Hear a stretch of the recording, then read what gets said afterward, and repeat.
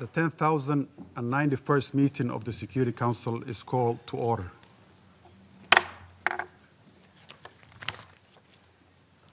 The provisional agenda for this meeting is the situation in the Middle East. The agenda is adopted.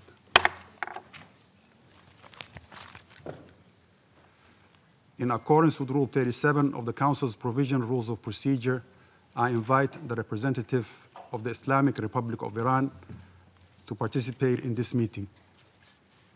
It is so decided. In accordance with Rule 39 of the Council's Provisional Rules of Procedure, I invite the following briefers to participate in this meeting. Ms. Martha Ama Akia-Pobe, Assistant Secretary General for Africa, Department of Political and Peace-Building Affairs and Peace Operations. Ms. Masih Al-Nijat, journalist and political dissident, and Mr. Ahmed Batibi, human rights activist and journalist. It is so decided.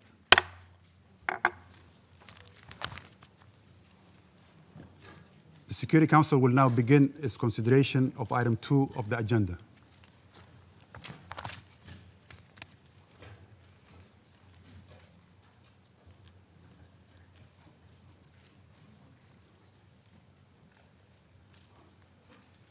I now give the floor to Ms. Martha Ama Akia-Pobe. Mr. President, for nearly 3 weeks, popular protests in the Islamic Republic of Iran have rapidly evolved into nationwide upheaval, resulting in significant loss of life. Demonstrations started on 28 December 2025 as a group of shopkeepers in Tehran's Grand Bazaar gathered to protest the sharp collapse of the currency and soaring inflation amid a wider economic downturn and worsening living conditions. In the following days, demonstrations quickly spread throughout the country and turned into mass anti-government protests, the largest since the Women Life Freedom demonstrations of 2022. Protesters voiced grievances that went beyond long-standing economic and financial hardships. Marchers called for the downfall of the government and demanded freedom. dignity, and human rights, with some protesters chanting pro-monarchy slogans. The protests were initially peaceful, with scattered clashes between protesters and security forces, according to reports by the media, observations of our United Nations colleagues in the country, and accounts by the government of Iran. However, on the evening of 8th January, protests spread throughout Tehran and major cities. In response, the Iranian authorities imposed a near-total communications blackout, which remains largely in place today. The authorities also ordered university dormitories to be evacuated, erected concrete barriers around city centers, and reportedly used excessive force against protesters. According to media and human rights groups, security forces reportedly killed hundreds or possibly thousands of protesters and bystanders between 8th and 10th January. The United Nations is unable to verify these figures. The government of Iran has stated that it was compelled to act after what it deemed organized terrorists and rioters infiltrated the protests and opened fire on both security forces and demonstrators, aiming to provoke foreign military intervention. It has also blamed these elements for the killing of hundreds of civilians and members of the security forces. Mr. President, the Secretary General has expressed deep concern over the reported excessive use of force in Iran and stressed the urgent need to prevent further casualties. The Secretary General underscored that all Iranians must be able to express their grievances peacefully and without fear. He stressed that the rights to freedom of expression, association, and peaceful assembly enshrined in international law must be fully respected and protected. He further urged steps to restore access to information, including lifting the communications blackout. Human rights monitors report mass arrests in Iran in connection with the current wave of protests, with estimates exceeding 18,000 detainees as of mid-January 2026, although the UN cannot verify these figures. We call on the authorities to respect due process and fair trial rights for all detainees. All must be treated humanely and allowed access and visits by their families. In particular, we call on Iran to halt any executions linked to protest-related cases. All deaths should be promptly, independently, and transparently investigated. Those responsible for any violations must be held to account in line with international norms and standards. Mr. President, the situation in Iran is fluid and deeply concerning. Protests continue, albeit reportedly at a smaller scale than last week. In this context, we note with alarm various public statements suggesting possible military strikes on Iran. This external dimension adds volatility to an already combustible situation. All efforts must be undertaken to prevent any further deterioration.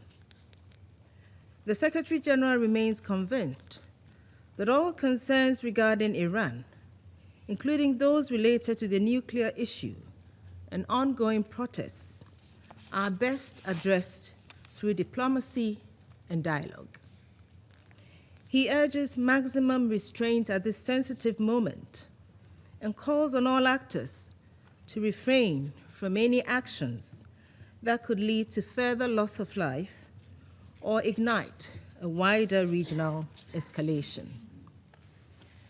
Mr. President, the Secretary General reaffirms the principles of the Charter, including the obligation of member states to settle disputes by peaceful means and the prohibition of the threat or use of force in international relations.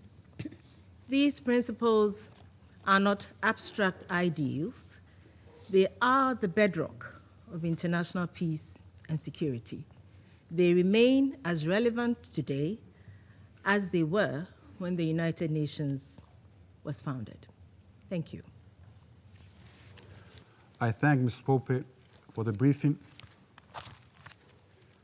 I now give the floor to Ms. Masih Ali-Najat.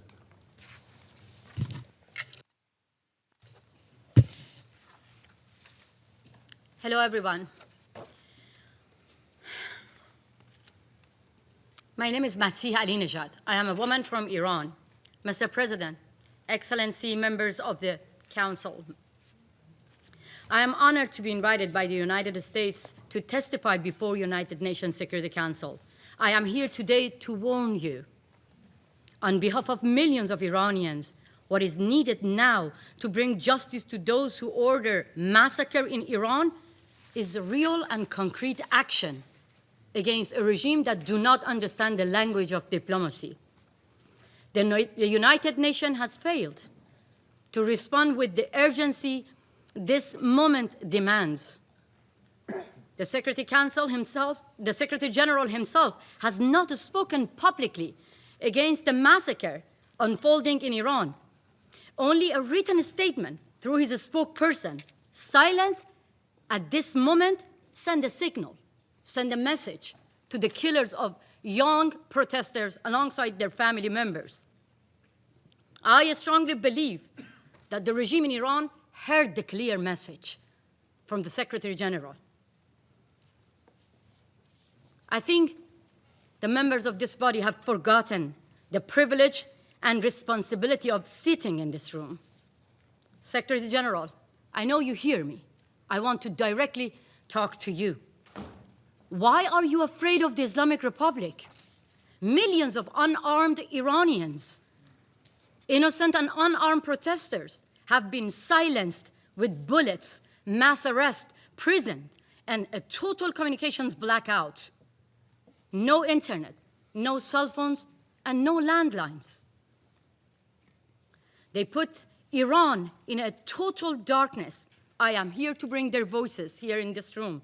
I am here to tell you that a brutal slaughter has taken place in my beloved homeland, Iran, and it will get much worse if the world do not take serious action. Iran is facing a nationwide uprising that cuts across Iran, across this society, with a clear demand to end Islamic Republic. At the same time, a nationwide campaign by the Islamic Republic to erase it, to silence people.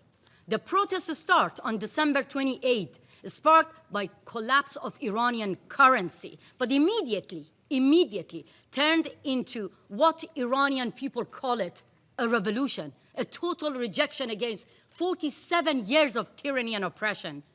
Protest spread to more than 100 cities and involved every layer of the societies. Shopkeepers, workers, teachers, nurses,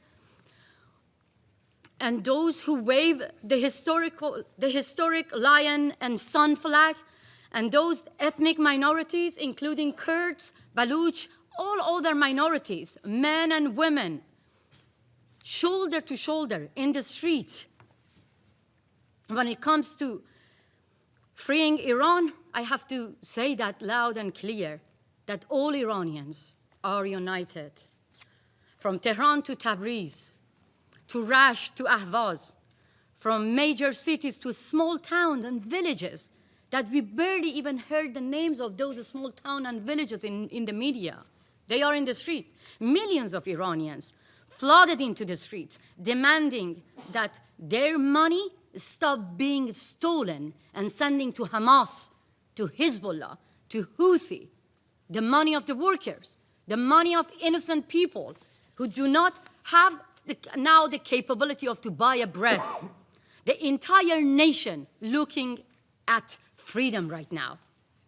What followed was regime using military weapons, AK-47 against innocent people. According to Iran International Media Broadcasting, the death toll has passed more than 12,000. Just a day later, CBS reported more than 20,000 people have been killed, and they are not the numbers. They are not the statistics. We don't even know the real numbers. Citizen journalists from inside Iran have sent videos showing piles and piles of body bags on the top of each other. Iranians exiled. Because of the internet shutdown, they zoom in to make sure whether their relatives and their beloved one are on the body bags or not. I myself have received urgent phone call and phone messages from Iranians, thanks to Starlink, inside the country, asking outside world for urgent help.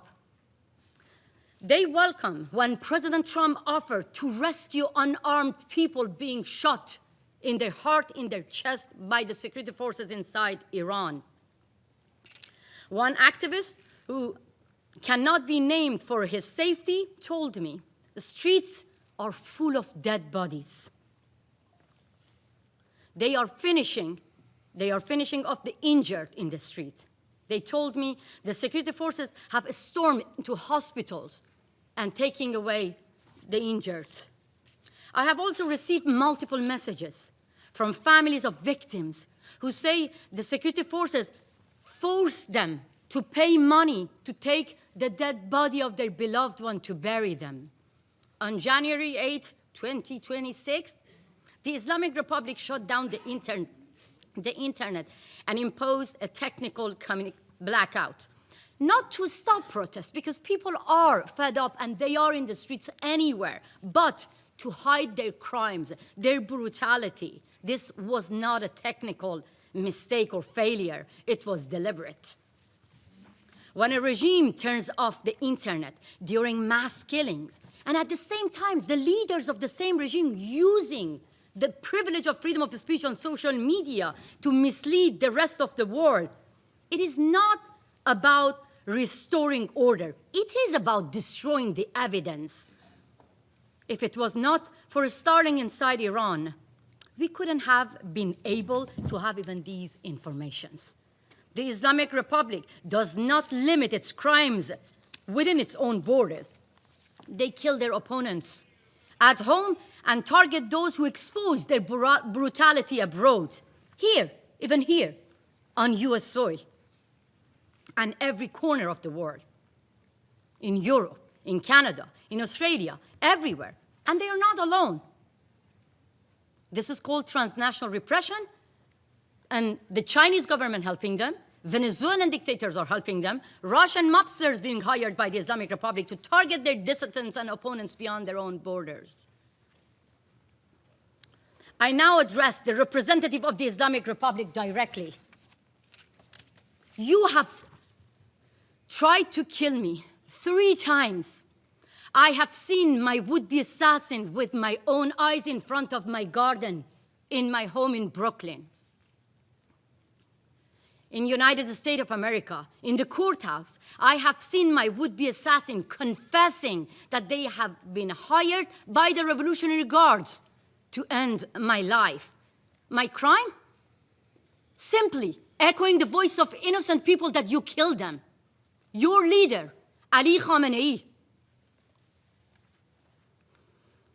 he ordered my killing. He said that American agent who compared compulsory hijab to the Berlin Wall must be killed. I am that woman, and I am not the agent of America. I have agency, but I am thankful to American government and the law enforcement to protect my life. And it was not, if it was not the protection of the law enforcement, I couldn't have been here to testify for millions of people who are facing the same killers, facing the same terrorist regime in my country. Yes, protection matters.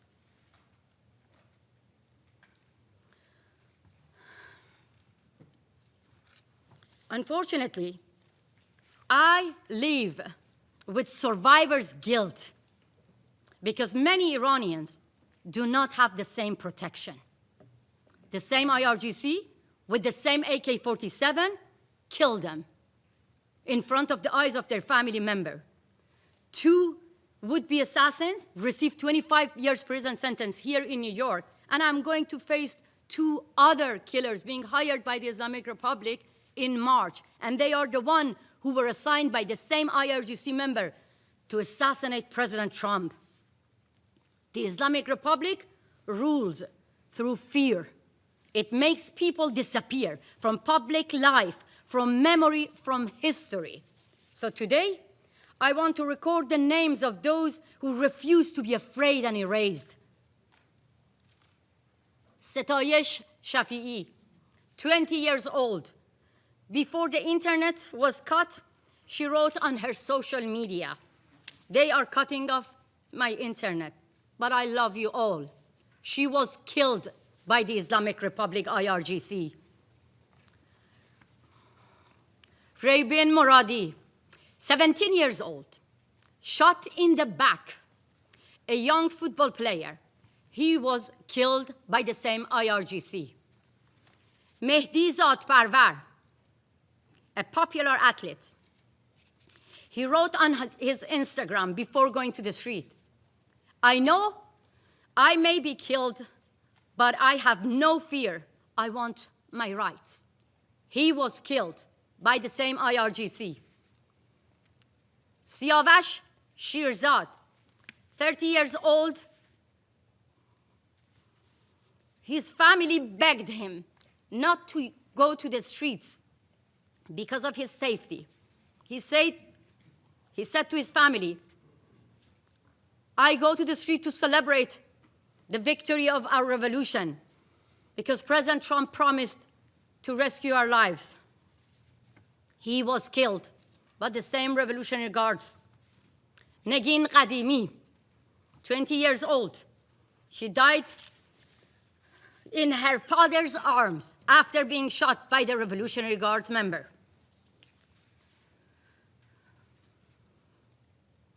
I feel guilty that I don't name the rest.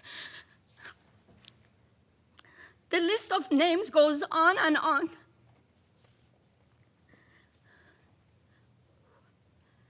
They knew they will face guns and bullets, but they wanted justice. So now let me name their killers. Ali Khamenei, who declared protesters would be put in their place. Judiciary Chief Ghulam Hussein Mohseni Ejei and the IRGC commanders who publicly vowed punishment would be maximum. Ali Larijani, who promised no mercy for those who questioned the regime, while his own daughter, his own family live here in the United States of America. They don't deserve to enjoy the privilege of freedom in America. Like the other children and relatives of the Ayatollah saying death to America, their relative live here in America. 3 years ago, another Iranian human rights defender stood here in this room to warn you about another nationwide protest, Women, Life, Freedom, after the murder of Mahsa Jina Amini for the crime of simply showing a bit of her hair. How many women are sitting here? You could easily get killed simply for showing your hair. Mahsa got killed. That sparked a revolution. And women and men shoulder to shoulder took to the street. More than 700 people got killed. We have seen this before. We have more names to remember. In 2009, Neda Agha Sultan, symbol of more than 100 people who got killed.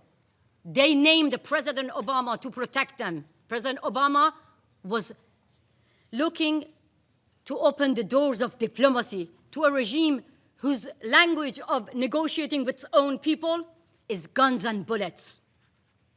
We've seen this in 2019 with Pouya Bakhtiari, who was killed in front of the eyes of his mother Nahid Chirpishe.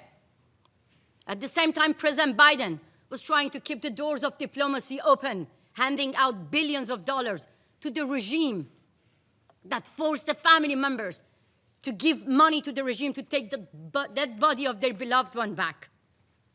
Faced with the regime using military weapons against civilians, the Iranian people are asking the world to help through actions, not back-to-back meetings and empty condemnation. We don't need empty words. People of Iran are asking the Islamic Republic, are telling you the Islamic Republic no longer can be reformed, and asking you that the Islamic Republic no longer be treated as a legitimate government. Today, the number of those killed is much higher than I told you. This regime, again and again, cannot be reformed. Let me be very clear. The Islamic Republic behave like ISIS, and the Islamic Republic must be treated like ISIS.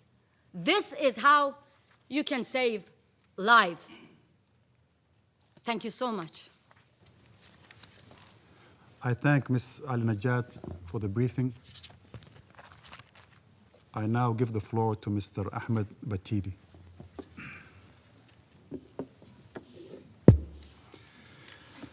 Good afternoon, ladies and gentlemen. I have a note here, but I don't want to read from this note. I want to talk from my heart here and share my experience with you when I was in the prison of Islamic Republic. My name is Ahmed Batibi, Iranian-American journalist and human rights activist. A few years ago, when I was a student, the Iranian regime arrested me and sent me to jail for attending a demonstration, exactly that thing we see in the street right now in Iran. And they said that demonstration against the government, Islamic regime in Iran, is fighting with the government, and we are representative of the God, of Allah on the earth. And when you fight with our regime, it means you fight with God. And based off the Islamic rule, Sharia, your punishment is death. They gave me capital punishment. They sent me jail. They kept me 2 years in solitary confinement. They tortured me, many torture, including fake execution. They killed other people and kept me there. I watched them, how they die to torture me. For 3 times they did that. They cut my body and put salt on my body. I can show you, if you do not believe me, I can show you my body right now to see the sign of these cuts.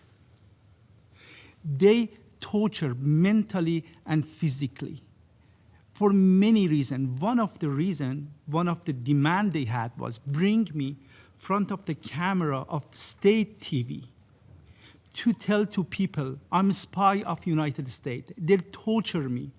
I go and say, I got money from the United States, Mossad, Israel, CIA, to run demonstration against the government.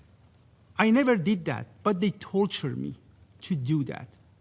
Exactly same situation we have in Iran right now. If you see the state TV, you see many innocent people. They came in the streets, just chant their rights, and the Iranian regime put them in front of the camera, and they say that, yes, we are agent of this Mossad. And right now I'm here. After 1 decade of the prison, I had this chance to escape from the prison. And this country, the United States of America, opened the door in front of me. I come here, I'm safe here. And in front of you, gentlemen, representative of demonic regime in Iran, the Ayatollah's regime. When we are talking about Iranian regime, we do not talk about a normal regime. We are talking about demonic cult. They have their own ideology. They have gun, they have money, and their mission is exporting their ideology to other countries. I don't want to talk about the details, but this is their mission. They have a technique. They have some chief apologists. Their job is coming here and clean the face of the regime, and they wash their bloody hand of the regime, but it doesn't work anymore. I'm here in front of you. You tried to kill me, but you couldn't. You cannot kill all the people. And don't laugh, sir, don't laugh at me, because a day we come top of your head, and you have to go court and answer for all those things you do here today, sir. Don't laugh at me. Don't laugh at me. 2 days ago, I was talking to someone who worked for government. He said that in the media, you see that they say 12,000 people died just during these days we have demonstration. That's correct. But the accurate number is much, much more than that, because the Iranian regime buried the people, the dead people, without any identification. They do not give chance to their family even go and get their body, and they bury them in unknown cemeteries. The number of dead people is much, much more than this. I was talking to an activist in Iran. He said that many of those people right now killing people in the street, they are Iranian regime proxy forces. Hashto Shabi from Iraq, Hezbollah from Lebanon, Fatimiyun or I don't know, Zainabiyun, they are Afghan people. He said that many of these people shoot us. They cannot even talk Farsi, and they talk Arabic with Iraqi accent. Everything I have to say, details, Masih said that I don't want to get the time. But the only thing you have to know that, sir, you saw a lot of bravery during these days from Iranian people. But it's not enough. You cannot go fight with a demonic regime like Islamic Republic, which has gone ammo, money, power, and everything. We need your help, not just condemning something or say that, no, it's bad, don't do it. We need actual act. We need physical act. I want to talk to the President of the United States, Mr. Donald Trump. I appreciate you, President. Everything you do is awesome. But during these days, you encourage people to go in the street. That was the good thing, but don't leave them alone. They need your help. You encourage them, and they are in the street. Please listen to them. They are chanting. They say what they want. They need your help. If you leave them alone, I'm talking about all official and leader of the world, we need your help. If you leave them alone, we cannot change the regime in Iran. And we continue this mass killing and genocide in Iran. Thank you so much. I thank Mr. Batibi for the briefing. I now give the floor to those council members who wish to make statements. I give the floor to the representative of the United States. Thank you, Mr. President, for chairing today's important meeting, and thank you to our briefers, both of whom have been personally targeted for assassination, both of whom have been tortured at the hands of this brutal regime. Thank you for your courage, thank you for your strength, and for coming today to speak on behalf of the Iranian people. Colleagues, let me be clear. The level of violence, the level of repression that the Iranian regime has unleashed on its own citizens, its own people, has repercussions for international peace and security. You're going to hear today that it doesn't, that it's an internal matter. Absolutely wrong and false. This demands this council's attention. The people of Iran are demanding their freedom like never before in the Islamic Republic's brutal history. Unarmed, peaceful people who love their country are taking to the streets in pursuit of their legitimate aspirations for a better future. Well, this is our message. President Donald J. Trump and the United States of America stands by the brave people of Iran, period. And regardless of its excuses, and you will hear many today from the Iranian regime and from its friends, the regime is solely solely responsible for the economic misery of the Iranian people and the repression of their freedom, and they will be held accountable.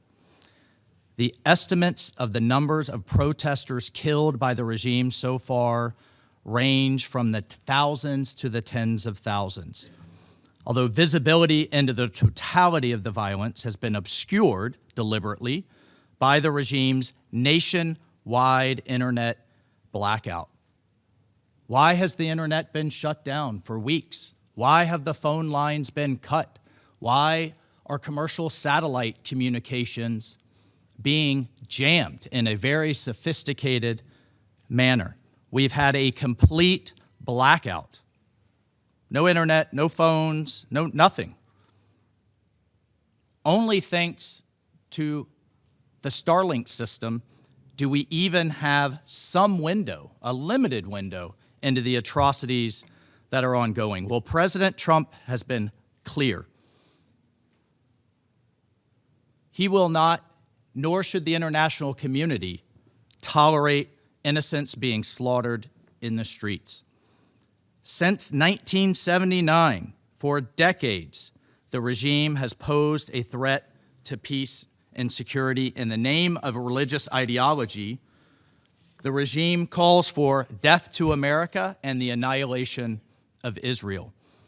Even as its own citizens cannot afford the very basics, food, drinking water, very basic medicines, it spends billions to develop its nuclear and ballistic missile programs to threaten its neighbors in the world and its support of terrorism. Well, from its inception, the regime has been the world's #1 state sponsor of terrorism, so declared year after year, bringing uncountable, death and suffering to innocents from Beirut all the way to Buenos Aires, while its rulers have become rich off of oppression and misery meted upon the Iranian people. The Iranian regime has also been a serial human rights abuser from its very first day in power. And as you heard today, young women like Mahsa Amini have been murdered for daring to uncover their hair in public. While religious minorities have been subjected to the most severe persecution, these abuses have been documented right here by this body, have been documented at length by the United Nations, have been documented by the Secretary General's own regular reports on the situation of human rights in Iran, the most recent of which was released just last year in 2025. Colleagues,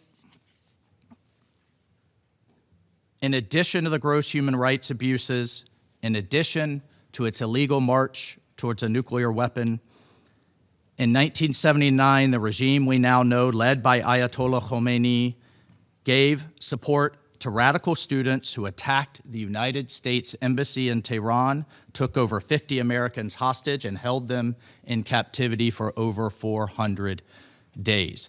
That was followed by the bombing attack on the United States Embassy in Beirut, killing 17 Americans and scores of Lebanese civilians, followed by the supported and direction of terrorists who drove 2 trucks filled with explosives into U.S. and French barracks in Beirut, killing 241 American soldiers and 58 French military personnel, all part of a multinational force invited by the Lebanese government. It's responsible for the deaths of over 600 American service members and countless others in Iraq. Bottom line is Iran's partners and proxies with Iranian weaponry, documented by the United Nations Yemen panel of experts, have repeatedly attacked our partners in the Gulf and attempted to damage global energy infrastructure. And then finally, the Iranian regime state television amplifies calls for a, quote, one-bomb solution to wipe Israel off the map, which ironically would be not only a massacre of all Israelis, but also the Palestinian people, whom the regime claims to support. In 2011, the regime attempted to assassinate the Saudi ambassador to the United States in Washington, D.C., but luckily the attempt was thwarted, and further, the regime has continued to plot assassination attempts against the President of the United States, against President Trump, and other senior U.S. government officials, in addition to those who dare speak out living here in the United States. Colleagues, Iran has destabilized the Middle East for decades. It has supported and enabled Hamas's brutality, its hostage-taking, its heinous October 7th attacks. It has funded Hezbollah. It has funded the Houthis. Iranian-aligned militia groups in Iraq, including Kataib Hezbollah, have attacked the United States and the region again and again. It's backed the brutal Assad regime, and at every turn, the regime has put terrorist proxies in other nations before the welfare of its own citizens. And as a result of the regime's actions, putting money in the pockets of terrorists, funding its nuclear and missile programs instead of the basic needs for the people of Iran, Iranians have had enough. The regime's dereliction of duty to its own citizens is what has put the Ayatollahs in the positions they are in today, with hundreds of thousands, if not millions, protesting in the streets after decades of neglect and abuse. So everyone should ask themselves, everyone sitting here today, how many people are dead? How many people are wounded, maimed, and abused in the Middle East, in Israel, in Gaza, in Syria, in Lebanon, in Yemen, Iraq, even Venezuela, because of the regime's support for terrorism as the largest state sponsor? And I would like to address the allegation put forward by the regime that these inspired protests are somehow a foreign plot to give a precursor to military action. Everyone in the world needs to know that the regime is weaker than ever before, and therefore is putting forward this lie because of the power of the Iranian people in the streets. They are afraid. They're afraid of their own people. Iran says it's ready for dialogue, but its actions say otherwise. This is a regime that rules through oppression, through violence, and through intimidation, and has destabilized the Middle East for decades. Well, enough is enough. We all have a responsibility to support the Iranian people and to put an end to the regime's neglect and oppression of the Iranian nation. Colleagues, let me be clear. President Trump is a man of action, not endless talk like we see at the United Nations. He has made it clear all options are on the table to stop the slaughter. And no one should know that better than the leadership of the Iranian regime. Thank you, Mr. President. I thank the representative of the United States for the statement. I give the floor to the representative of Liberia.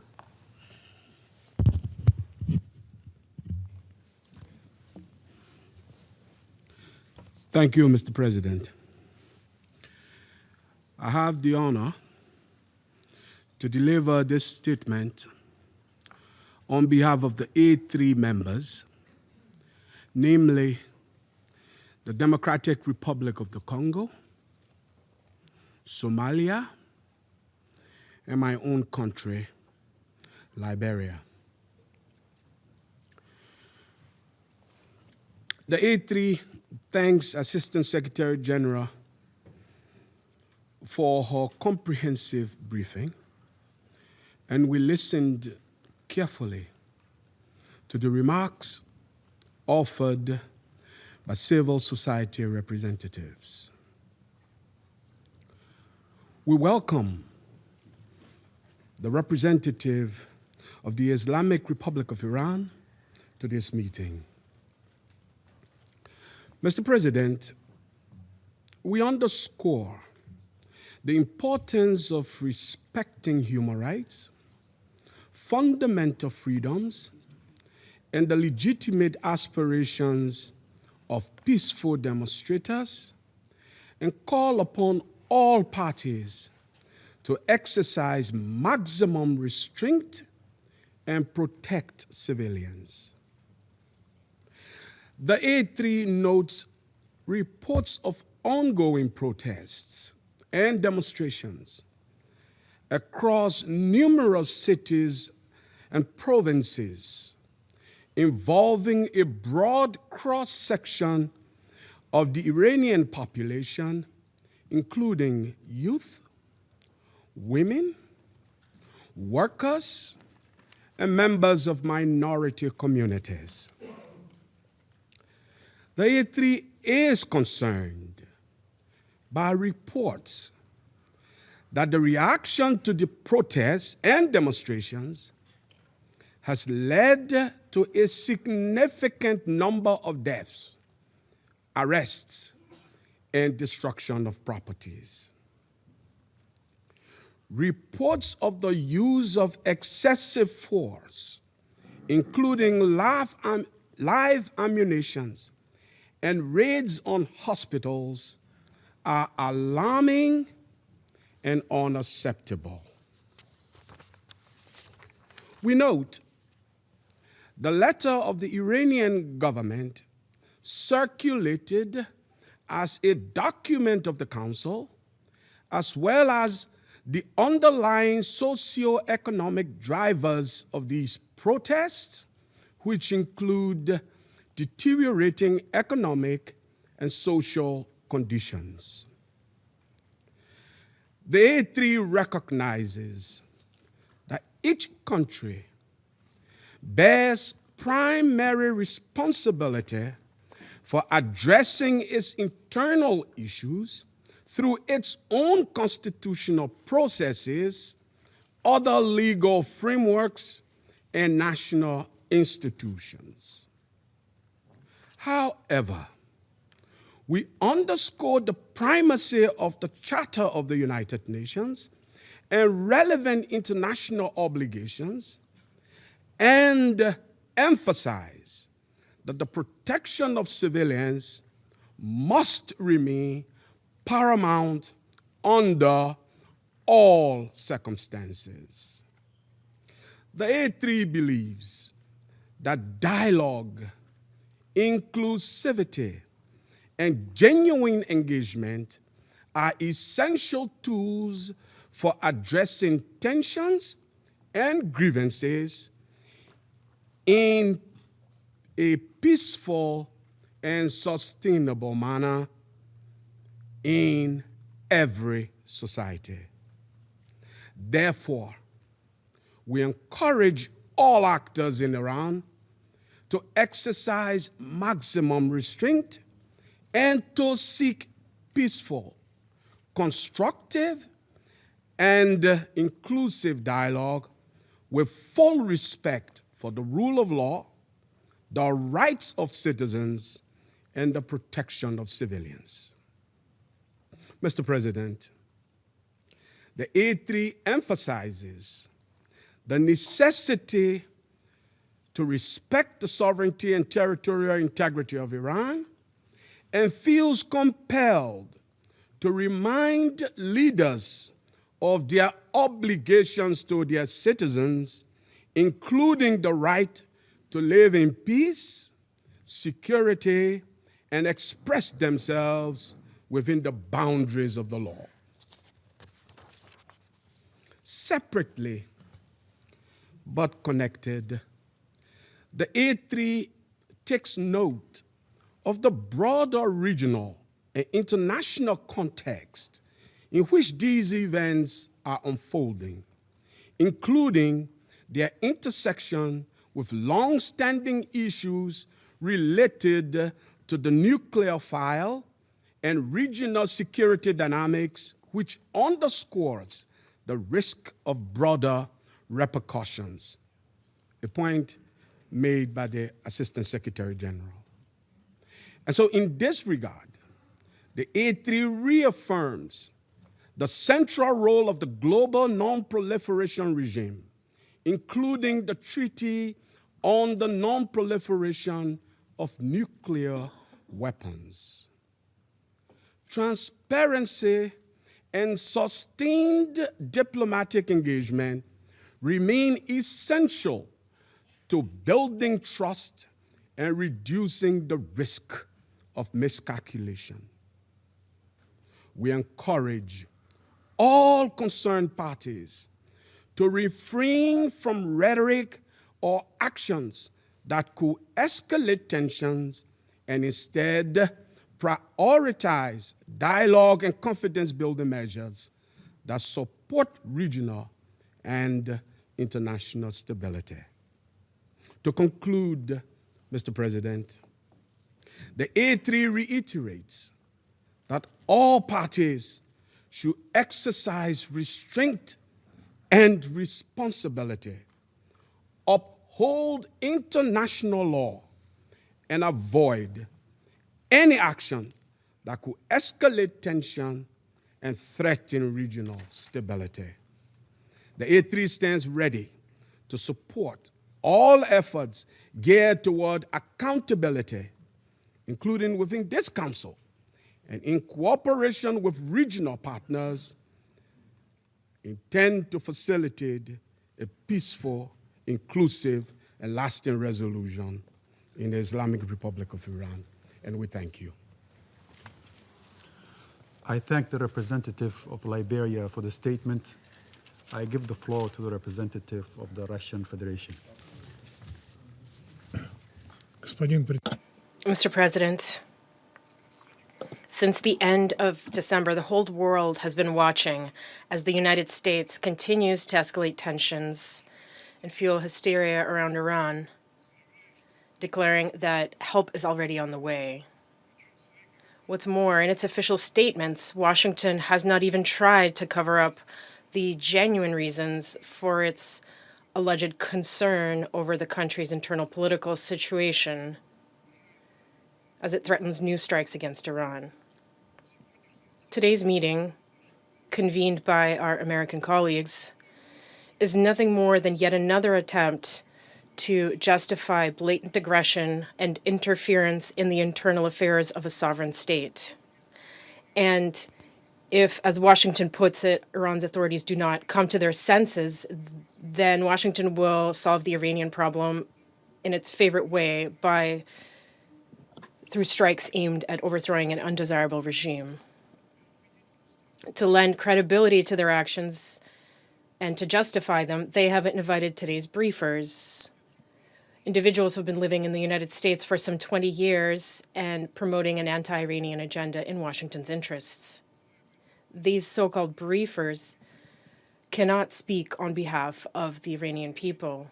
We firmly reject any attempts by the U.S. to waste council members' valuable time on briefings that are meant only to serve the interests and the position of those who convened this meeting, and briefings that are in no way related to issues of international peace and security. What just took place overall was nothing more than a circus, an embarrassment, a cheap show that is unbefitting of members of the Council. Mr. President, we have carefully studied the letters circulated in the Security Council in recent days from the Iranian mission. We express our solidarity with the people of Iran and mourn all innocent victims. We see that hostile external forces are attempting to exploit the current situation in order to overthrow a government they find objectionable and destroy the Islamic Republic of Iran as a sovereign and independent state. At the same time, we note that the authorities in Tehran have declared and reaffirmed their commitment to their international obligations, including respect for human rights and ensuring conditions for the peaceful expression of public opinion, while at the same time fulfilling their inherent duty to protect citizens' lives, public order, and the country's territorial integrity. As far as we can tell, the protest momentum has begun to subside and the situation is gradually normalizing. The government of Iran has taken the necessary steps to stabilize the economic situation and has established a constructive dialogue with the public in order to address any emerging issues. Mass rallies have taken place in the Islamic Republic of Iran in support of the country's supreme leader and its independent course. The Russian Federation is convinced that today's meeting of the Council should be approached through the lens of its mandate to maintain international peace and security and uphold international law, and not through the lens of Iran's internal political affairs.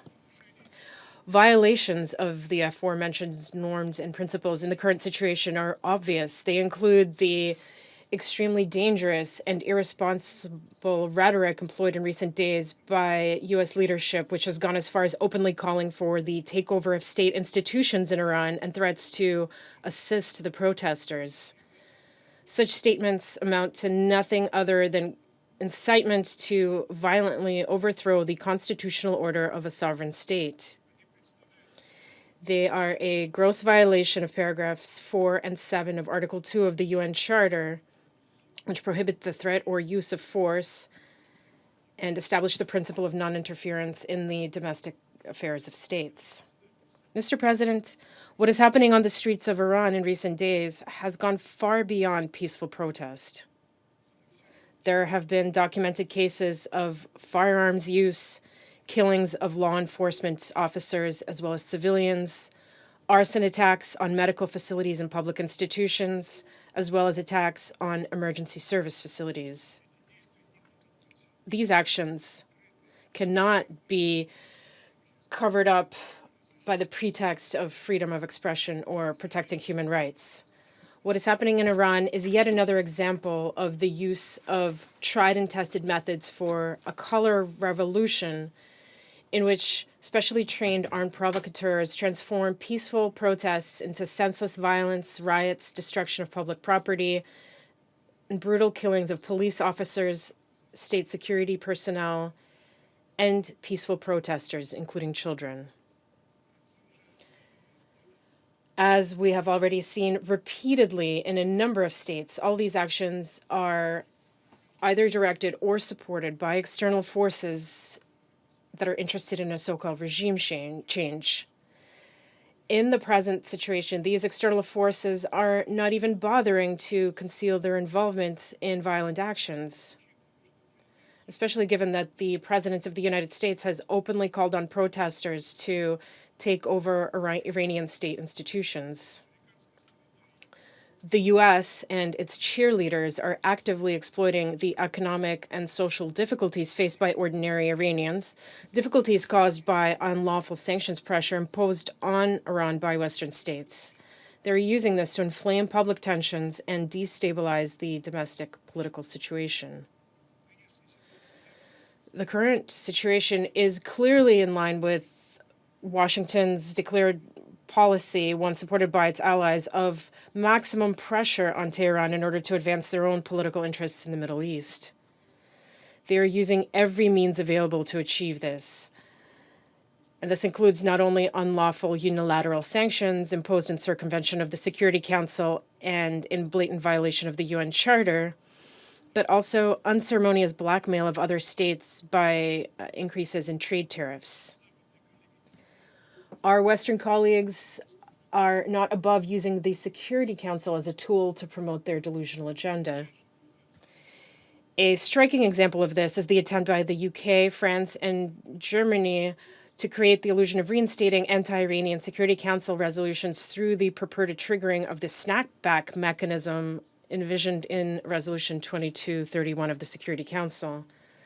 Their justification for this relied on Western states' fabrications about some sort of threat to international peace and security posed by Iran's peaceful nuclear program. And this is despite the fact that the IAEA Director General has never reached such conclusions in his reports on the matter, nor found evidence of diversion of nuclear material to military purposes. And the entire crisis surrounding the implementation of the JCPOA was provoked by Washington's unilateral withdrawal from the nuclear deal in 2018. Nevertheless, the EU3 continues to promote its baseless narrative and deepen divisions within the Security Council. What is most concerning is Washington's aggressive course towards the use of military force and threats of its use against Iran.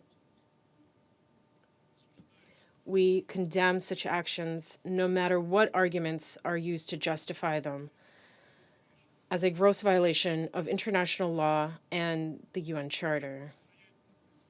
We strongly urge the hotheads in Washington and other capitals who seem to be contemplating a repeat military venture to come to their senses and avoid a repetition of the tragedy of June 2025, when U.S.-Israeli aggression nearly resulted in a major nuclear catastrophe with inevitable humanitarian and environmental consequences. We demand that the United States and its like-minded partners refrain from further reckless steps, including those involving nuclear facilities. They should rather focus on providing solid assurances against further confrontation and resume joint efforts to find potential solutions. This includes addressing unfounded concerns regarding Iran's peaceful nuclear program. All of this should be done on the basis of international law and seeking a balance of all stakeholders' interests. Our country stands ready to assist this in every possible way. Mr. President, the Russian Federation decisively condemns all forms of external interference, incitement to violence, and threats of use of force against the friendly nation of Iran. We call on the conveners of today's meeting to stop making themselves out to be a global judge and put an end to their escalatory actions. Your actions risk plunging the region into even bloodier chaos that could easily spill beyond its borders. And a separate appeal to our colleagues on the Council and all UN member states. We call on them to prevent a new large-scale escalation and ensure that the Security Council is not used to justify unlawful regime change scenarios or to name and shame the legitimate authorities of a sovereign state. Thank you. I thank the representative of the Russian Federation for the statement. I give the floor to the representative of Greece. Mr. President, I would like to thank Assistant Secretary General for Africa, Ms. Martha Pebi, for her briefing, as well as Ms. Ali Nejad and Mr. Batebi for their testimonies today. Mr. President, Greece is following developments in Iran with deep concern. The continued escalation of violence and the use of force against protesters, the loss of human life, among them children, and the widespread arrest are utterly condemnable. Fundamental rights, including the inherent right to life, the freedom of expression, and the freedom of assembly, are universal rights and must be fully respected by all without discrimination or exception. Any form of violent repression is unacceptable, and this all the more true when it results in the loss of life. Violence of this kind must be absolutely condemned. The use of force against individuals exercising fundamental rights can never be justified and must always be unequivocally rejected. The death penalty imposed merely as a result of them exercising a fundamental right constitutes an affront to justice. Such unjust actions gravely undermine respect for human dignity and fundamental rights. It is very important that no sentences be carried out against those demonstrating in favor of freedom. Mr. President, colleagues, at the same time, Greece recalls that full respect for international law and for the Charter of the United Nations remains paramount. Current developments on the ground, no matter how dire, should not lead to a further escalation. No matter how difficult, dialogue remains the only viable path forward for the rights and the prosperity of the Iranian people. Greece firmly believes that this is the only way to address legitimate social grievances, prevent further violence, and avert the risk of a wider regional conflagration. In closing, Mr. President, Greece reiterates its belief in the need of de-escalation, dialogue, and the peaceful resolution of the current crisis, in full conformity with the Charter of the United Nations and international law. I thank you. I thank the representative of Greece for the statement. I give the floor to the representative of Panama. Gracias, Presidente. Thank you, President. we wish to thank the ASG for Africa from the Department of Political and Peace Building Affairs and Peace Operations, Ms. Marta Pobe, for her detailed presentation. We also thank Mr. Ahmad Batevi and Ms. Masi Alinajed for their briefings. Moreover, we recognize the representative of the Islamic Republic of Iran and their delegation. The Republic of Panama expresses its grave concern at the events that are and the people's protests that have been unfolding in the Islamic Republic of Iran. These events lay bare the widespread discontent of the civilian population. The protests were originally peaceful, despite the fact that ultimately they were repressed with violence. These events have been met with a disproportionate response from the Iranian authorities. The authorities are looking at stifling citizens' freedom of expression due to cuts to communication blackouts across the country. It is difficult to objectively verify the facts. As such, there is little accurate information available regarding the current state of affairs. We cannot confirm the information that is circulating. However, thanks to the work of several independent media outlets, that of non-governmental organizations and that of brave Iranians,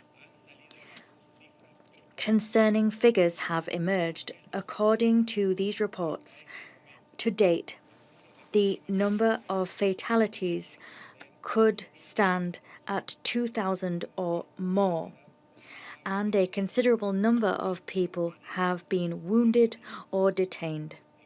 Against this backdrop, concerns begin to arise, legitimate concerns indeed, at the possibility that the government may use summary trials and executions against those detained during national protests. With this in mind, Panama rejects any type of execution where the accused has not been offered the right to defense and due process in accordance with international law.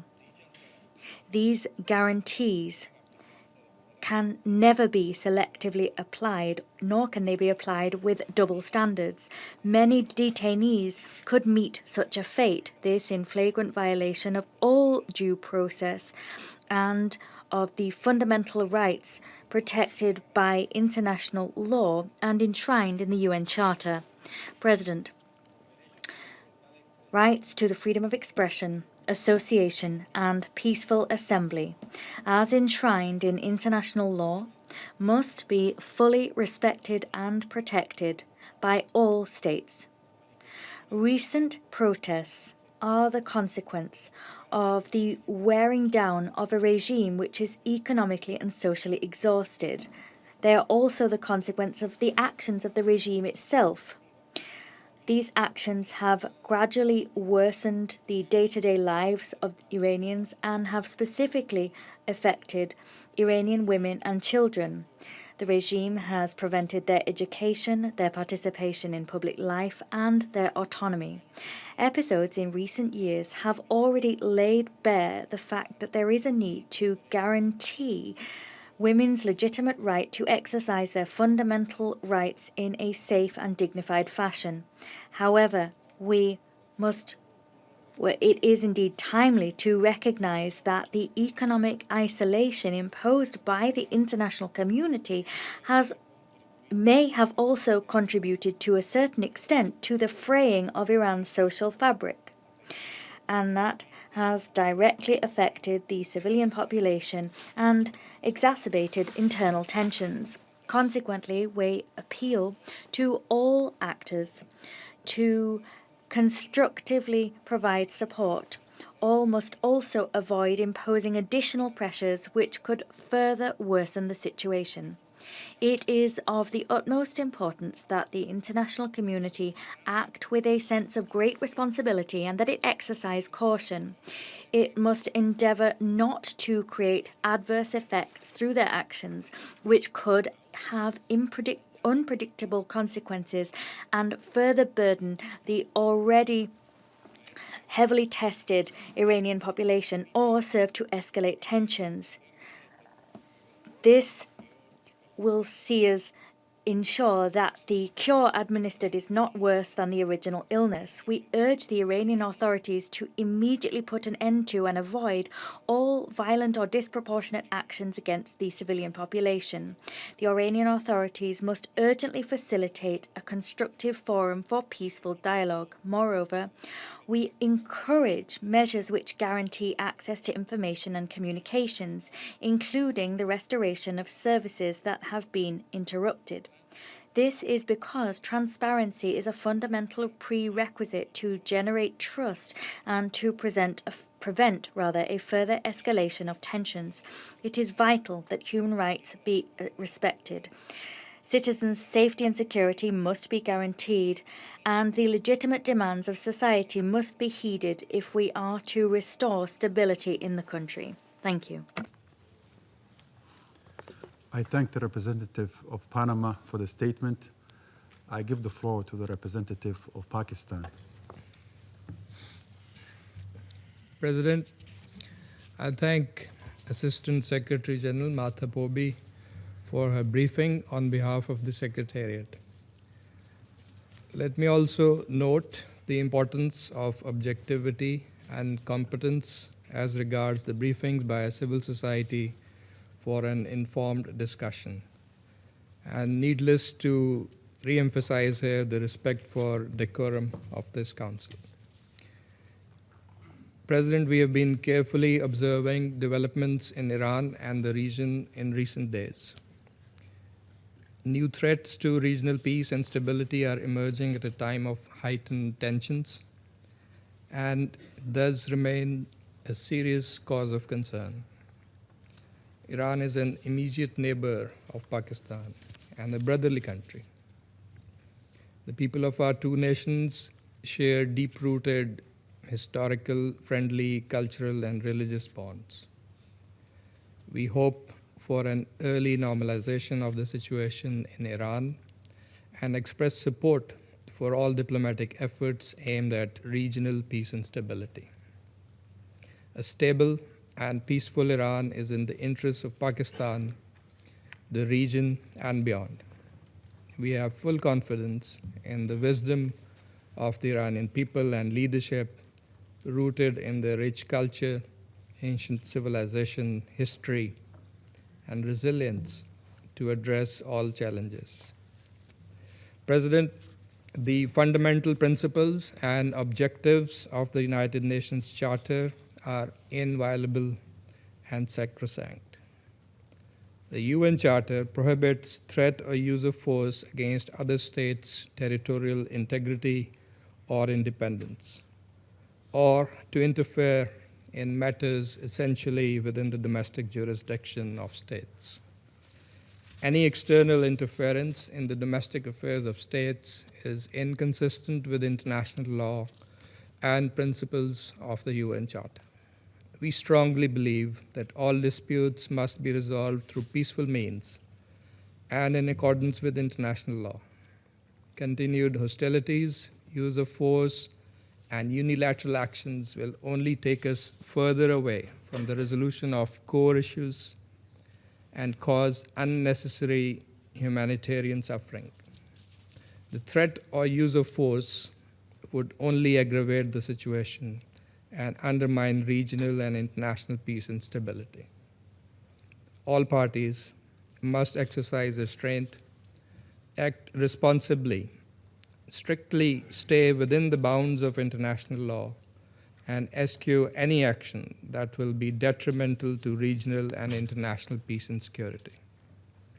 Diplomacy and dialogue should be the guiding principles for achieving negotiated settlement of all contentious issues in accordance with the rights, obligations, and responsibilities of the parties concerned. Pakistan has consistently advocated the primacy of diplomatic engagement and the imperative of avoiding confrontation and conflict in a region already beset by tensions and volatility. We sincerely hope that the situation in Iran will soon return to calm and normalcy, free from any internal turmoil or external pressure, and all relevant parties will return to the negotiating table to find a lasting solution to their differences based on mutual respect and understanding. I thank you. I thank the representative of Pakistan for the statement. I give the floor to the representative of China. President, I thank ASG Pobi for her briefing and welcome the participation of the representative of Iran at today's meeting. China and Russia have made their position clear to all council members regarding the United States invitation of the relevant briefers. Recent developments in Iran have drawn widespread attention. China has taken note of the description thereof provided by the Iranian Foreign Minister in his letter to the UN Secretary General. For some time now, the United States has continued to make statements on the situation in Iran and has openly issued threats of the use of force against Iran. As a result, clouds of war are gathering over the Middle East and the tensions in the region continue to escalate. China has always advocated adherence to the purposes and principles of the UN Charter and international law. We oppose the use or threat of force in international relations, oppose imposing one's will upon other countries, and oppose any regression of the world to the law of the jungle. Sovereign equality and non-interference in internal affairs are basic principles of international law and the most fundamental norms governing modern international relations. Iran is an independent sovereign state. Iran's affairs should be decided independently by the Iranian people. China supports safeguarding Iran's sovereignty, security, and territorial integrity, and calls on the international community to support the Iranian government and people in overcoming current difficulties and in maintaining national security and social stability. The use of force can never solve problems. It will only make them more complex and intractable. Any military adventurism would only push the region toward an unpredictable abyss. We urge the United States to abide by the purposes and principles of the UN Charter, abandon its fixation on the use of force, and call on all parties to exercise restraint and work together to play their due role in maintaining international peace and security. At present, the Middle East remains the most fragile region in the global security landscape, with the risks of turmoil and conflict persistently high. The people of the region have a strong desire for peace and development. China has noted the grave concerns expressed by the vast majority of regional countries regarding military confrontation, as well as their sincere expectation for resolving disputes peacefully through dialogue. China hopes that the United States and other relevant parties will take seriously the voices of the international community and regional countries and do more for peace and stability in the Middle East, rather than the opposite. All countries should play a constructive role in promoting peace and ending conflicts, avoid exacerbating tensions, and refrain from adding fuel to the fire. President, peace and development are the shared aspirations of all peoples. History has repeatedly proven that an obsession with force, relentless pressure, and wanton interference only generate more conflict and hatred. No country has the power to dictate the future of another, and no action that defies international law can be tolerated.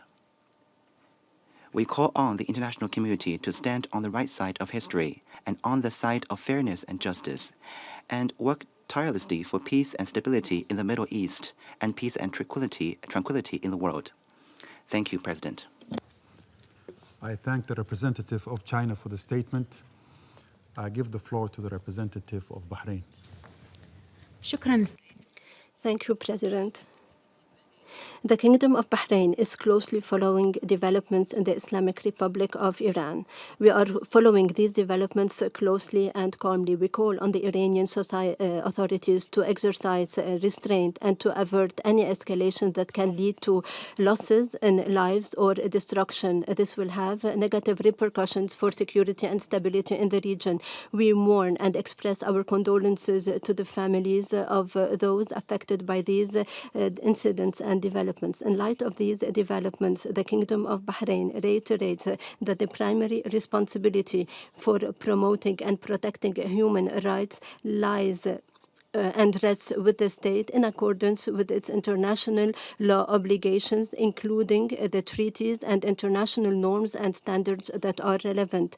In addition, the Kingdom of Bahrain reiterates that it's important to preserve the higher interests of the Iranian people. Their expectations, their aspirations must be met in order to achieve security and stability in the region. In conclusion, Mr. President, we remain committed to promoting peace and stability regionally and internationally. At the same time, we reiterate that we must refrain from any action that could have broader regional implications. Thank you. I thank the representative of Bahrain for the statement. I give the floor to the representative of the United Kingdom. Thank you, President, and thank you, Assistant Secretary General Pobi, Masih Alinejad, and Ahmad Batebi. We welcome this timely meeting. The United Kingdom is appalled by the reports that potentially thousands of people in Iran have been killed and many more arrested in the most brutal repression of public protests in decades. Despite the regime's near total internet shutdown, videos emerging from Iran indicate that reports may underestimate the full scale of horror currently underway. The regime will claim that these protests were instigated by foreign-backed forces, but lies and propaganda cannot justify its actions. This behavior is not an aberration for this regime. It is the latest manifestation of the repression and brutality we have witnessed time and time again. Let me be clear. We condemn the regime's actions in the strongest possible terms. We pay tribute to the courage of the Iranian people, particularly Iranian women. Once again, they are bravely voicing their aspirations to live in freedom and dignity in the face of repression and violence.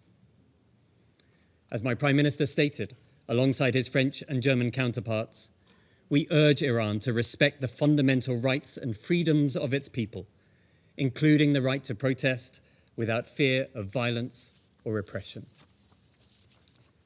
Iranian authorities must protect their people, not brutalize them. Iran must urgently change course. We have delivered this message directly to Foreign Minister Araghchi. As the G7 has made clear, we will act alongside our partners to impose additional restrictive measures if it does not. As my Foreign Secretary has said, the world is watching. The United Kingdom will continue to confront the regime's misinformation, call out its repression, and support regional peace and security. Thank you. I thank the representative of the United Kingdom for the statement. I give the floor to the representative of Denmark. Thank you, Mr. President. And thank you to the Somali presidency for acting swiftly to convene this meeting. The gravity of the situation in Iran warrants this timely discussion. I'd also like to thank Assistant Secretary General Pobi for her briefing and the civil society briefers, Mrs. Alinejad and Mr. Batebi, for sharing their insights and personal experiences. Mr. President, once again, the Iranian people have taken to the streets to bravely voice their demands for a better life, a life in freedom, dignity, and prosperity. And once again, they have been met with sheer brutality and ferocious violence. We're deeply concerned by the reports of several thousand protesters killed by the Iranian security forces. And as we've heard from Assistant Secretary General Pobi, more than 18,000 arrested. Iran's brutal crackdown on the protesters is unacceptable. We strongly condemn these killings, as well as the use of violence, arbitrary detention, and intimidation tactics by the security forces against the protesters. These actions must stop. All Iranians must be able to express their grievances peacefully and without fear. We urge the Iranian authorities to exercise maximum restraint from unnecessary and disproportionate use of force. We stand in full solidarity with the Iranian people while they exercise their rights to freedom of expression, association, and peaceful assembly. We call on Iran to comply with its obligations under international human rights law. and to ensure unhindered access to information and communication, including access to the internet, for all Iranians. Mr. President, loud and clear, again and again, we hear the Iranians lift their voices for a better life, for their lives, for their rights to be respected. For too long, the leaders in Tehran have not heeded this call. The time has now come for the government of Iran to finally listen, to respond to the will of its people through peaceful means. We urge them to start today. I thank you. I thank the representative of Denmark for the statement. I give the floor to the representative of Colombia. Gracias, señor. Thank you, Mr. President, for convening this briefing. I wish to convey my gratitude to Assistant Secretary General for Africa. I also thank the briefers for their statements. Mr. President, Colombia reaffirms, as it has done historically within this organisation, and as it has also done since its very first day as an elected member on this council, we've reaffirmed that our position will always be guided by international law and the principles enshrined in the United Nations Charter, as well as by a commitment to peace, the peaceful resolution of disputes, the respect for sovereignty, and the non-interference in internal affairs of states, as well as by the need for the respect for human rights, which are applicable in all contexts without exception. The freedom of expression, peaceful assembly and association are universal rights. They are enshrined in international human rights law, and that law must apply without exception. It cannot be watered down or relativized. These freedoms must be guaranteed throughout the world. No differentiated treatment can be applied, and the above is a vital prerequisite for legitimacy, peace, and democracy. The systematic nature of repression, criminalization, and censorship as a response to the free exercise of the right to protest are unjustifiable in any circumstance. Moreover, they constitute grave violations of human rights, and they weaken the very foundations of the rule of law. Against that backdrop, we are gravely concerned by the events which are unfolding in Iran, including the use of the death penalty and other forms of repression as a response to peaceful demonstrations. We are also alarmed by the use of expedited legal proceedings, which do not guarantee due process. This is in flagrant contradiction with international obligations. Moreover, we are concerned by censorship and restrictions on information. Consequently, in our view, the safe access of international press and the restoration of the internet must be guaranteed immediately. The human rights situation of women in Iran continues to be a source of alarm. We are particularly concerned by the disproportionate impact that repression against protests may have on women. Moreover, women have played a pivotal role and indeed a leading role in these protests. We fervently appeal to all member states to respect, protect, guarantee, and enforce human rights for all people. We underscore the need to guarantee accountability in all cases.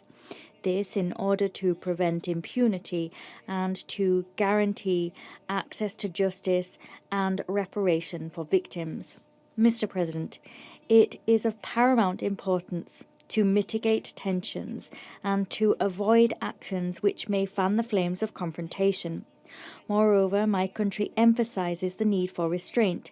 Any rhetoric or action which aims to escalate the situation, including the threat of the unilateral use of force, brings with it grave risks for stability, to the stability in a region already marked by a high degree of volatility. Such actions could also imperil international peace and security. To conclude, my country insists that it is only inclusive dialogue, a dialogue which involves all strata of Iranian society, that can offer a sustainable solution. Lasting solutions cannot be imposed through force. Rather, these solutions are built through peaceful, participatory and nationally led processes. In view of the grave nature of the situation, it is incumbent upon this Council to keep their eyes trained on events and to guarantee the protection of civilians, the full respect of human rights and fundamental freedoms, and accountability for violations perpetrated. Thank you. I thank the representative of Colombia for the statement. I give the floor to the representative of Latvia. Thank you, President. Let me thank Assistant Secretary General Pobe for today's briefing. And I would like to thank Ms. Alinejad and Mr. Batebi for sharing their very personal and courageous testimonies. The Islamic Republic of Iran has once again launched a war against its own people. It is killing innocent Iranians. As we sit here today, hundreds of thousands of brave Iranians, exhausted by repression and economic deprivation, are standing for their freedom. On the streets across the country, they demand basic rights and human dignity. And these demands are met with brutality, violence, and censorship by the regime. The failing Iranian regime is trying to hide its crimes behind the total telecom and internet blackout, but it is not possible to hide the truth. Iran's state forces are killing protesters by the thousands. They are arresting and torturing Iranians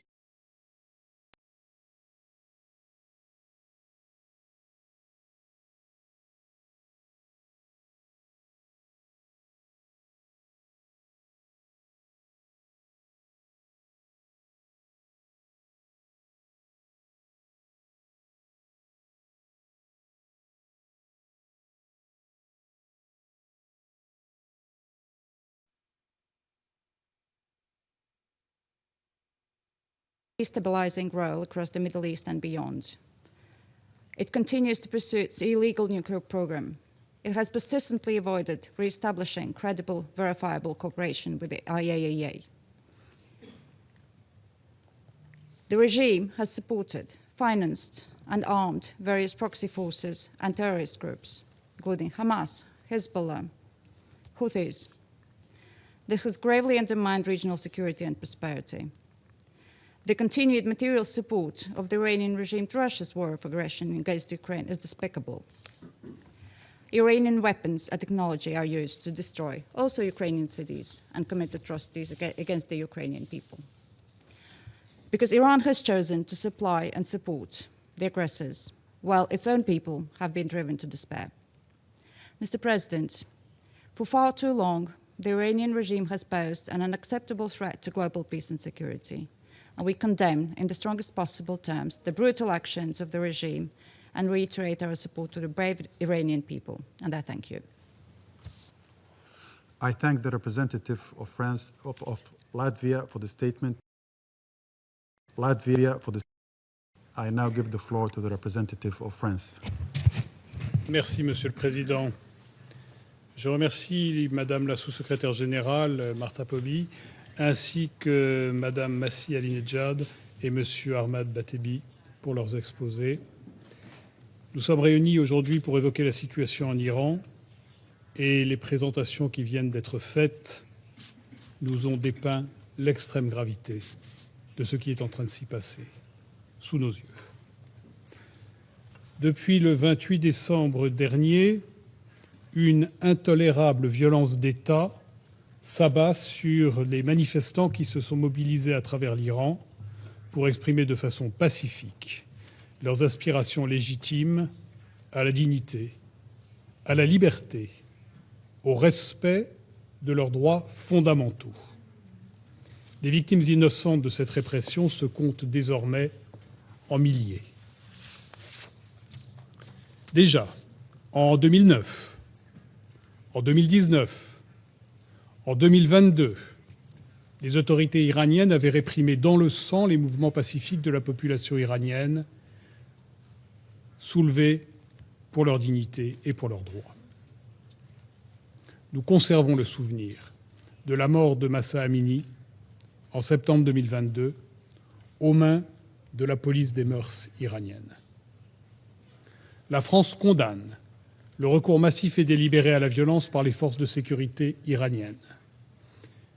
Elle condamne les détentions arbitraires de milliers de manifestants. Elle condamne les coupures d'Internet dans l'ensemble du pays qui visent à imposer le silence sur la brutalité de la répression. La France exprime sa solidarité avec les victimes. Elle se tient aux côtés du peuple iranien qui manifeste pacifiquement pour ses droits et pour sa liberté. Nous exhortons les autorités iraniennes à se conformer à leurs obligations internationales et à respecter les droits et libertés fondamentales du peuple iranien, en particulier la liberté d'expression, le droit à l'information, la liberté de réunion pacifique. Le président de la République française, M. Emmanuel Macron, s'est exprimé en ce sens. Le ministre français des Affaires étrangères l'a dit sans détour à son homologue iranien, et l'ambassadeur d'Iran à Paris se l'est vu signifier dans les termes les plus clairs lorsqu'il a été convoqué il y a 2 jours au ministère des Affaires étrangères. Nous réitérons également notre appel à la libération immédiate et inconditionnelle de tous les prisonniers arbitrairement détenus en Iran, ainsi qu'à la suspension de l'application de la peine de mort. Nous demandons la convocation rapide d'une session extraordinaire du Conseil des droits de l'homme afin d'évoquer la situation en Iran et de charger les mécanismes dédiés d'enquêter sur les violations des droits de l'homme. Monsieur le Président, face à l'ampleur et à la brutalité de la répression, la communauté internationale et le Conseil de sécurité ne peuvent détourner le regard. Il appartient au peuple iranien, et à lui seul, de décider de son destin. Mais notre responsabilité collective est de dénoncer les violences et la répression dont il est victime alors qu'il exprime ses aspirations légitimes. Comme l'a rappelé le président de la République, le respect des libertés fondamentales est une exigence universelle. La dénégation brutale de cette exigence par les autorités iraniennes constitue tout ensemble une violation des responsabilités de l'État à l'égard de sa population et un facteur supplémentaire de menace à la paix et à la sécurité internationale. La vigilance de ce Conseil est d'autant plus justifiée que la situation présente un risque d'escalade très préoccupant. Que l'Iran, nous le savons, continue par ailleurs de mettre en péril la sécurité régionale par le soutien qu'il apporte aux groupes armés non étatiques qui lui sont affiliés, et qu'il continue de défier le régime international de non-prolifération en poursuivant un programme balistique menaçant ainsi qu'un programme nucléaire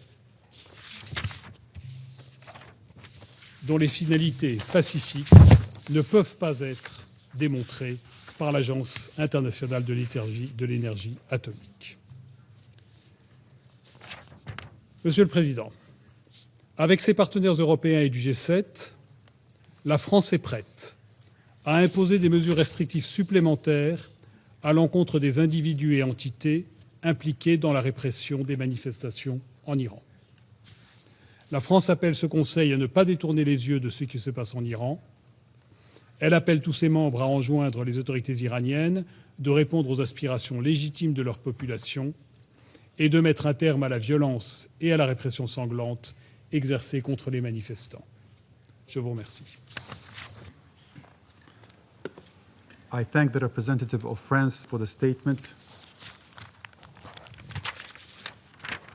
I now give the floor to the representative of Islamic Republic of Iran.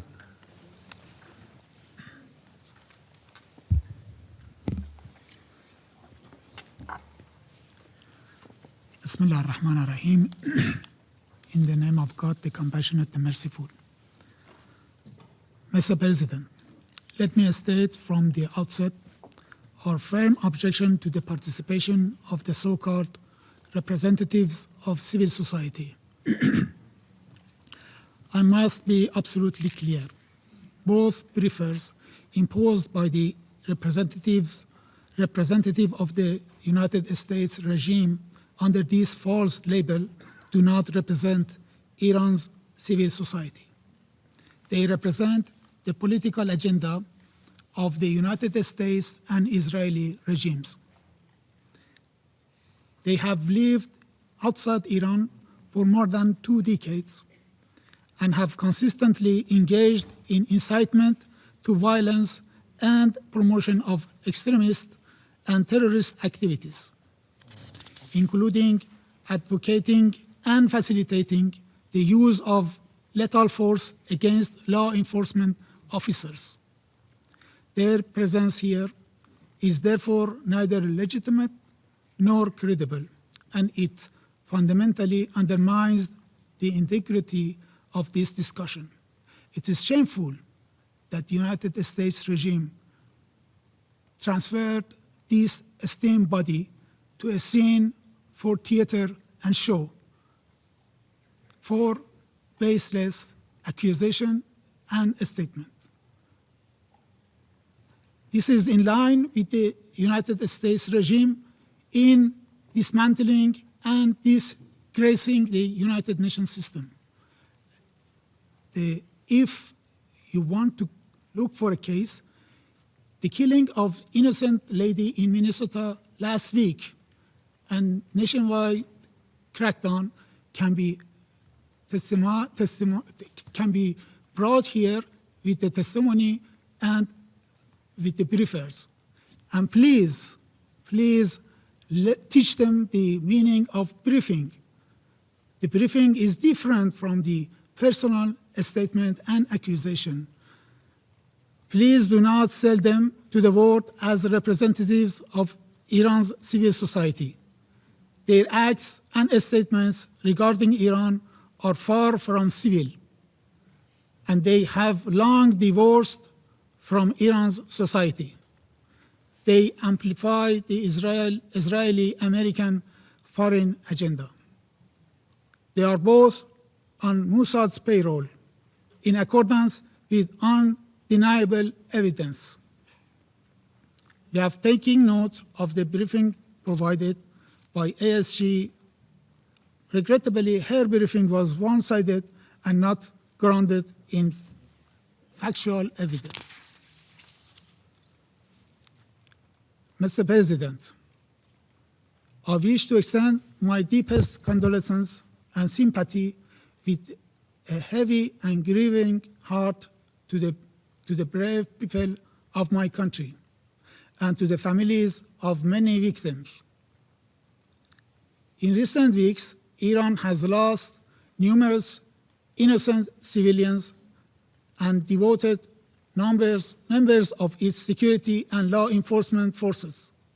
Many of our young people were brutally murdered in acts of extreme violence resulting from the atrocities committed by ISIS.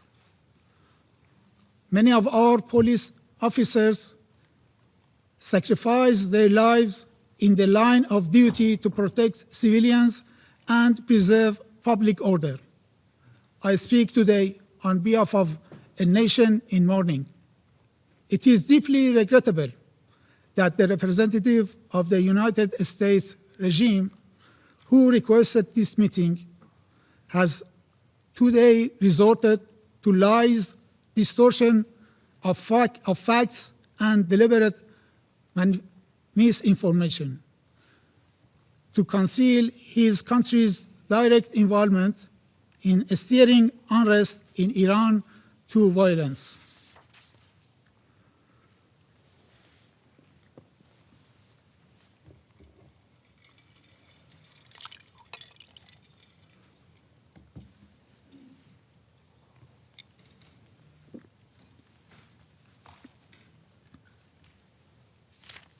In fact, the United States request for this meeting is shameful to conceal their direct complicity in the crime their mercenaries have committed against our nations from 8 to 10 January. As part of Israel's malicious attempt to drag America into another war of aggression against Iran. Under the hollow pretext of concern for the Iranian people and claims of support for human rights, the United States regime is attempting to portray itself as a friend of the Iranian people, while simultaneously laying the groundwork for political destabilization and military intervention under a so-called humanitarian narrative. These claims are particularly cynical when viewed against the United States regime long and well-documented record of unlawful military interventions, regime change operations, and systematic violations of international law and the Charter of the United Nations. Across the world, these policies have led to mass civilian casualties, the collapse of states, prolonged humanitarian disasters, and the emergence and empowerment of extremist and terrorist groups. This is not a matter of opinion. It is a matter of historical record and fact. The Iranian people, for decades, have experienced the true meaning of the so-called support. The United States pattern of coercion and interference under the deceptive pretext is clear, from the orchestration of the 1956 coup against the democratically elected government of Dr. Mossadegh to its extensive political, military, and intelligence backing of Saddam's regime war of aggression against Iran. From the downing of Iran Air Flight 655 in 1988, killing 290 innocent civilians, to its complicity in assassinations, sabotage, and attacks against Iranian civilian and infrastructure, including the war of aggression carried out in June 2025, and from decades of unlawful unilateral sanctions to systematic economic coercion. These measures have gravely violated the Iranian people's fundamental rights, including their inherent rights of life, health, and development. Unfortunately, several Western members of this Council, including France and United Kingdom regimes, have once again adopted their familiar double standards, while claiming to champion human rights and to support the Iranian people. They have, alongside the United States regime, imposed some of the most severe and unlawful sanctions in modern history. Sanctions that have inflicted widespread suffering on civilians. At the same time, they have failed to condemn, let alone sanction, the Israeli regime for its acts of genocide and crimes against humanity. Mr. President, between 8 and 10 January 26, the people and government of the Islamic Republic of Iran were confronted with ISIS-style acts of terrorism and extreme violence across the country. Peaceful protests that began on 28 December 2025 with legitimate economic demands were deliberately hijacked by organized armed groups and transformed into violent riots. Documented cases include beheading, people being burned alive, police officers and ordinary citizens beaten to death, widespread use of firearms, and the deliberate torching of ambulances, fire engines, health facilities, residential buildings, and places of worship. These were not isolated incidents. They reflect a clear and systematic pattern of organized violence. A significant number of police officers were killed or severely injured. These heavy casualties demonstrate the extreme brutality of terrorist elements. The situation is, in fact, very simple. The United States regime and its accomplices, particularly the Israeli regime, cannot evade responsibility for the innocent blood that has been shed in my country. Unable to achieve their objectives through the 12-day war of aggression against Iran in June 2025, they have now sought to pursue the same goals through political destabilization, internal unrest, and chaos. This strategy relies on manufacturing casualties, spreading false and inflated figures, and creating a pretext for foreign intervention. It is a familiar script, one that has been used repeatedly from Iraq to Libya and to Venezuela.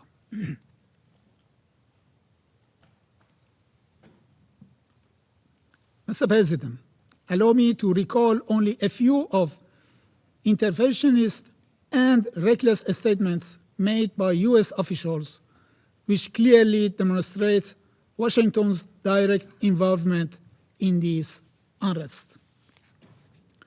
On 29 December 2025, during a joint press conference with the Prime Minister of Israel regime, the President of the United States regime declared, if Iran continues with its missile program, yes, I support a strike.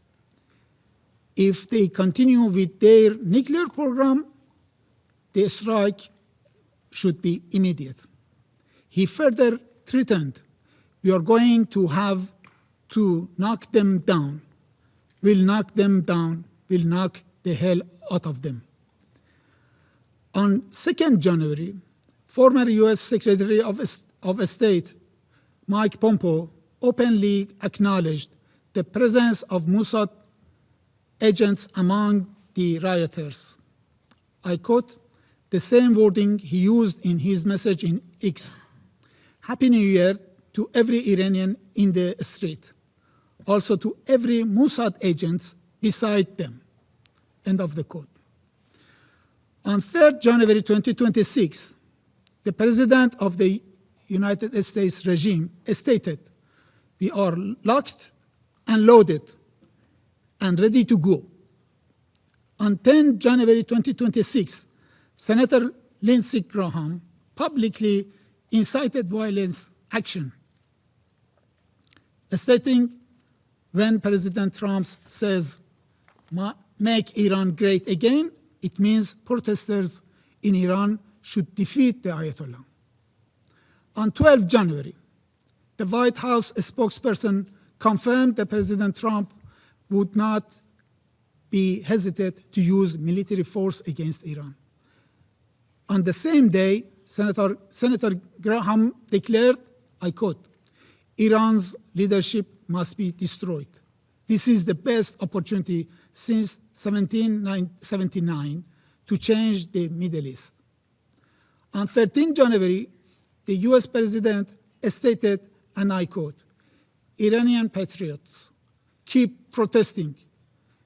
Take over your institutions. Help is on its way. And the statement of the representative of the United States regime today will be added to this list. These are not isolated remarks. They constitute explicit calls for regime change, violence, and military aggression.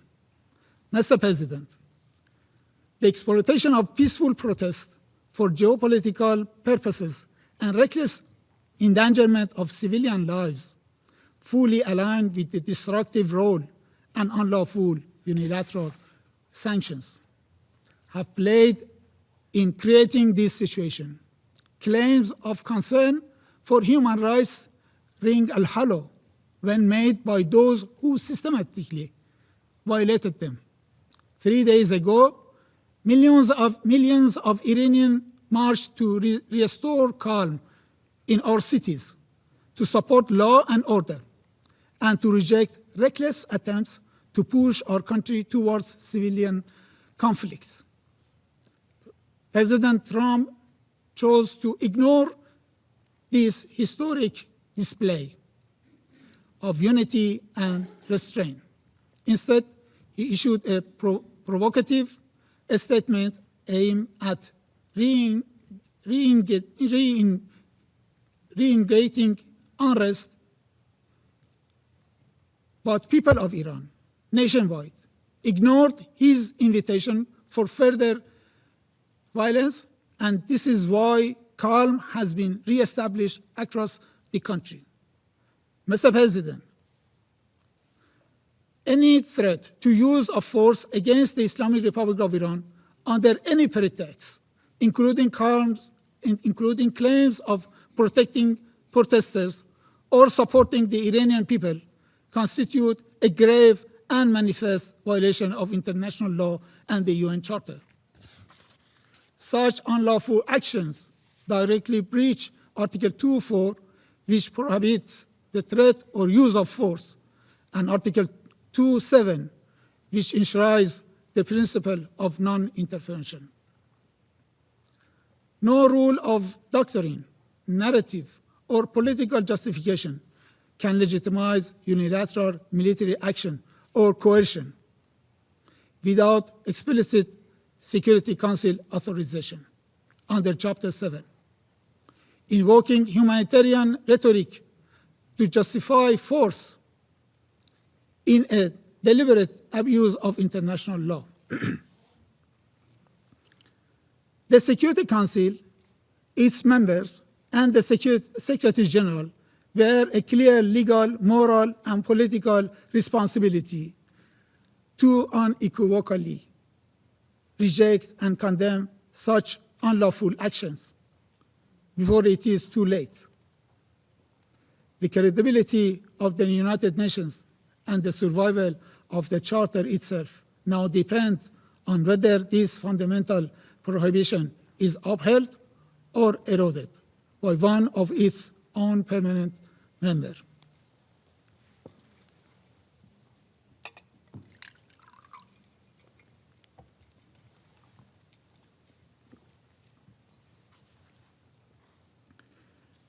Mr. President, Iran seeks neither escalation nor confrontation.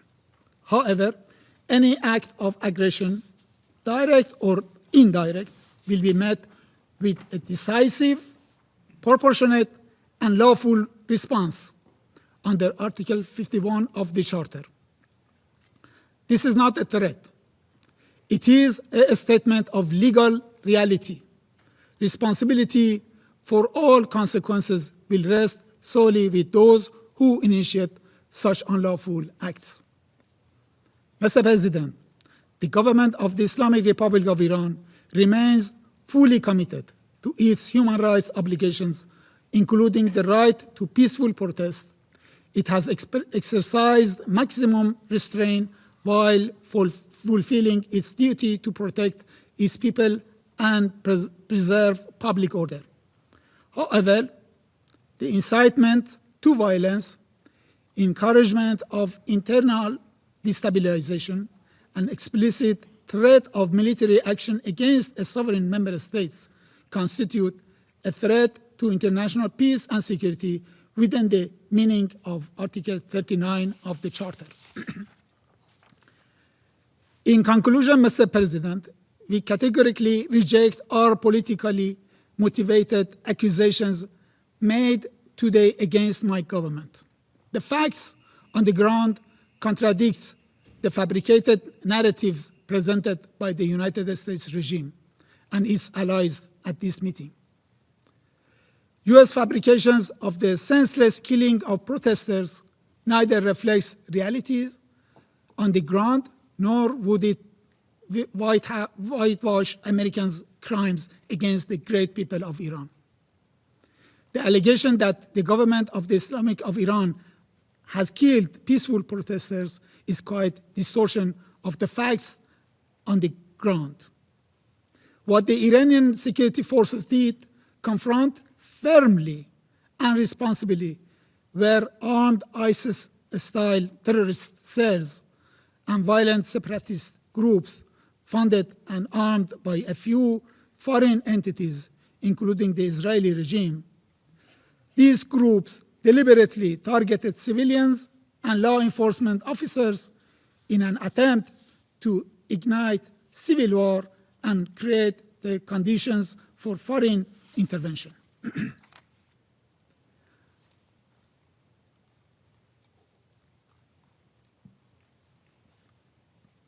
The claim that internet restrictions were imposed to conceal harm to our own people is equally false. On the contrary, temporary limitations were necessary to protect Iranian nation from evil operations that foreign agents, including Israeli one, are conducting against the safety of the nation.